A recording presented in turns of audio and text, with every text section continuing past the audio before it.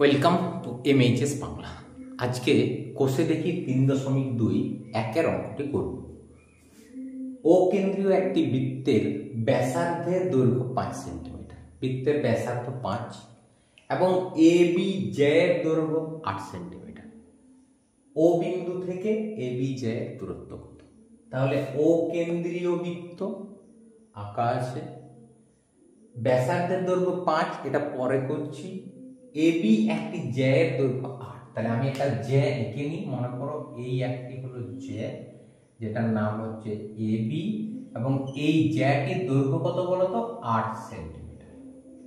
এই জ্যাটির দৈর্ঘ্য হয়েছে। এবার বৃত্তের ব্যাসার্ধের দৈর্ঘ্য 5 দেওয়া আছে, জ্যাটির দৈর্ঘ্য 8 দেওয়া আছে। ও বিন্দু থেকে জ্যাটির দূরত্ব, তাহলে ও বিন্দু থেকে যদি দূরত্ব হয়, ও বিন্দু থেকে জ্যায়ের দূরত্ব, আমরা জানি দূরত্ব সবসময় লম্ব দূরত্ব হয়, সোজাসুজি দূরত্ব আমরা মাপি, এবং যেটা সব থেকে কম দূরত্ব সেটাই দূরত্ব হয় এবং সেটা লম্ব হয়। তাহলে এখান থেকে এই যে দূরত্বটা, এটা এই দূরত্বটা কত? ও বিন্দু থেকে এ বি যে দূরত্ব, এটাকে যদি আমি নাম দিই সি, তাহলে আমাকে ও সি এর মান নির্ণয় করতে হবে। এখন এখানে কি করব?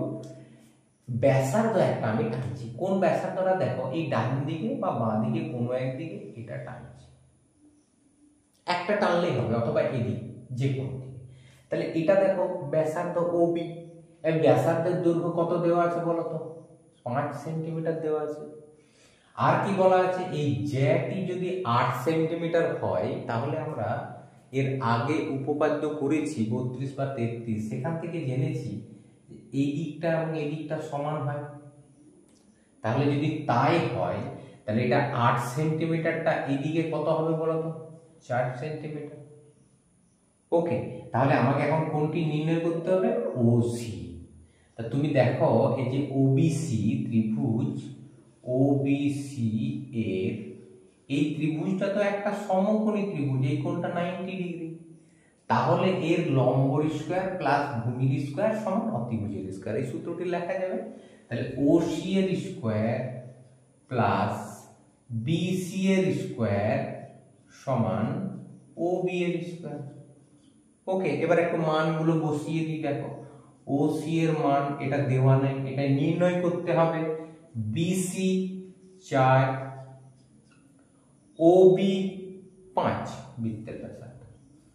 তাহলে ওসি এর স্কয়ার সমান 5 এর স্কয়ার 25, 4 এর স্কয়ার 16, যদি এদিকে যায় -16। ওসি এর স্কয়ার সমান 9, ওসি সমান √9 মানে 3। ঋণাত্মক মান তো আমরা নেব না, তাহলে 3 মান, অর্থাৎ ও বিন্দু থেকে এ বি এর যে দূরত্ব, সেই দূরত্বটা হলো 3 সেন্টিমিটার। বোঝা গেল? দেখো 2 এর অঙ্কটা, ও কেন্দ্রীয় বৃত্তের ব্যাসের দৈর্ঘ্য 26 সেন্টিমিটার, ও বিন্দু থেকে পি কিউ এর দূরত্ব 5 সেন্টিমিটার। পি কিউ এর দৈর্ঘ্য কত? তাহলে প্রথমে আমি একটি জ্যা অঙ্কন করছি। মনে করো এইটা হচ্ছে একটি জ্যা, এটার নাম হচ্ছে পি কিউ। ওকে, লেখা আছে দেখো ও কেন্দ্রীয় বৃত্তের ব্যাসের দৈর্ঘ্য 26 এবং ও বিন্দু থেকে পি কিউ এর দূরত্ব 5 সেন্টিমিটার।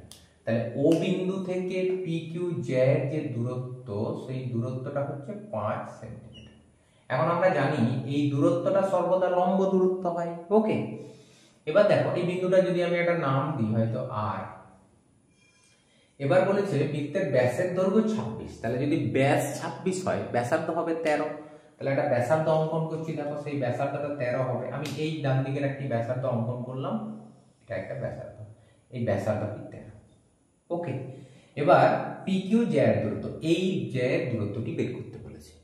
এখন আমরা প্রথমে এটা নির্ণয় করব, আর কিউটা, এই সমকোণী ত্রিভুজ থেকে আর কিউ এর মান নির্ণয় করব। এটা যা হবে এটাও তাই হবে, তারপরে আমাদের এর দৈর্ঘ্য বেরিয়ে যাবে। তাহলে এখান থেকে যেটা হচ্ছে, দেখো ও আর এর স্কয়ার, ও আর তার স্কয়ার প্লাস আর কিউর স্কয়ার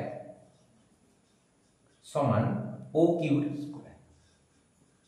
ওকে, ও আর এর স্কয়ার মানে 5 এর স্কয়ার প্লাস আর কিউব স্কোয়ার দেওয়া নেই সমান ও কিউব স্কোয়ার মানে 13 তার স্কোয়ার হয়েছে।